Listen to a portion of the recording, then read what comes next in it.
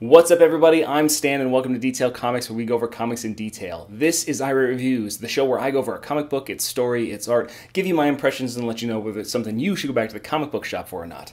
Make sure you subscribe to get more of these every single week.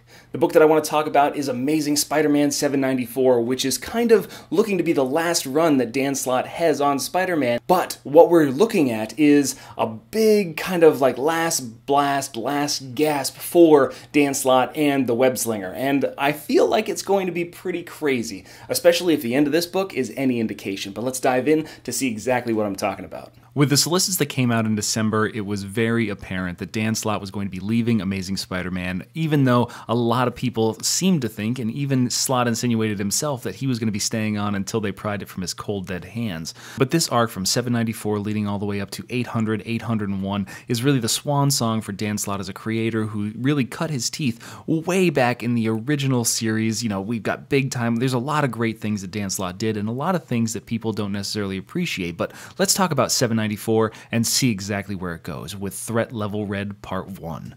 As we kind of dive into this issue, we see that there's a lot that we're thinking about. First off, we're really keyed into the Zodiac key. And, you know, it's in a lockdown facility very similar to what you'd expect from the Raft or a variety of different places that were under the protection of S.H.I.E.L.D. And Dan Slott doesn't resist taking a few shots at them by the new kind of operator of this facility.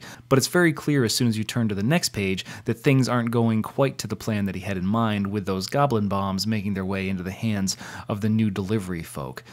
All of a sudden, the Zodiac key bursts off into space, and now it's trying to find somebody. It's trying to find the person that they're really looking for, but that doesn't seem to be the main motivation of these people. Who were they hired by?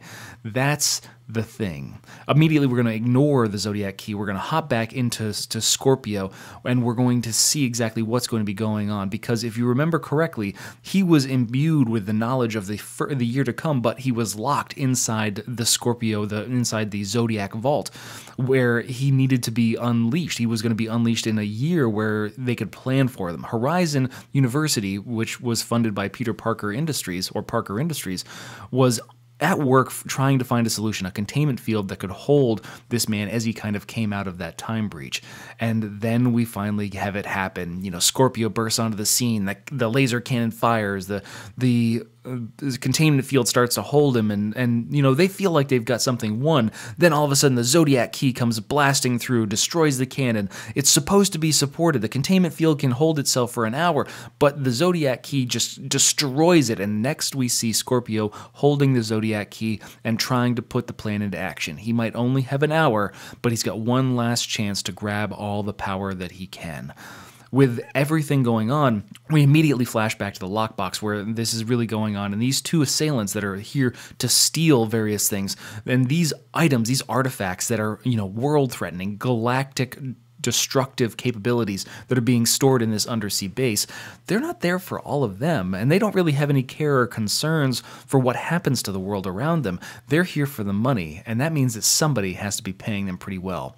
Bounce back to London, and you see Big Ben in the background, and immediately you see Spider-Man scaling up to the sides. There's an eerie glow of green from the Zodiac key inside the clock face.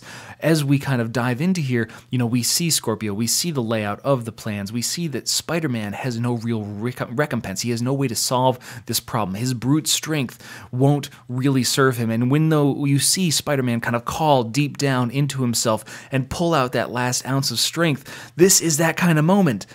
But it's not, because he can't do it. So he comes up with a different solution, which involves throwing Scorpio out the face of Big Ben, throwing him from the clock tower, because the thing that he needs in order to survive is the key, hereby removing it from its perch where it can no longer channel the power that Scorpio needs.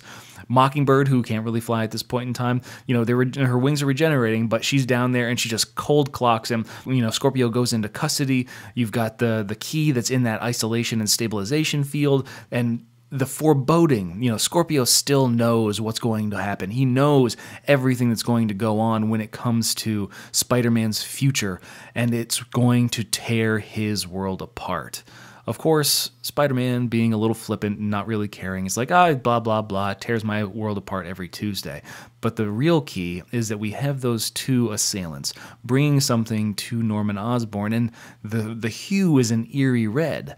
only to reveal that Norman wasn't seeking magical, mystical powers. He might have tried to break into the Sanctum Sanctorum in Marvel Legacy #1, but he's found other means, and that happens to be carnage. So what we're going to see is we're going to see symbiote goblin. It's going to be fucking amazing. It better be fantastic. I've got such a love for Carnage. The symbiote itself. I am just super excited to see what a maniacal, kind of mastermind, somebody that can control and will this being, like Norman Osborn, kind of thrown into this violent Carnage symbiote and how it can enhance his goblin presence. This is going to be particularly interesting. And overall, Dan Slott, people can have a lot of different opinions about Dan Slott. You can talk about his politics, which I'm not going to.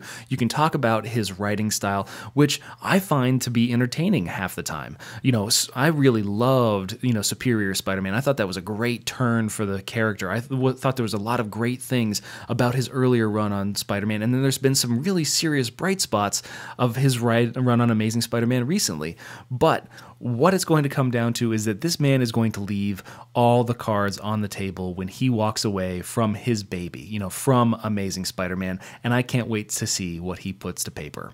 The big thing is, of course you've got Eminem, who is just crushing the actual art. It's a beautifully rendered book, and I can't wait to see where it goes and what kind of action and destruction and chaos we can get into when Dan Slott finishes his run. Overall, I'm recommending you guys hop on to 794 and all the way through to 800. It's going to be a wild ride, and I can't wait to see where it goes. But I want to know what you guys think about it too, so hit me up in the comments down below, and we can start that conversation.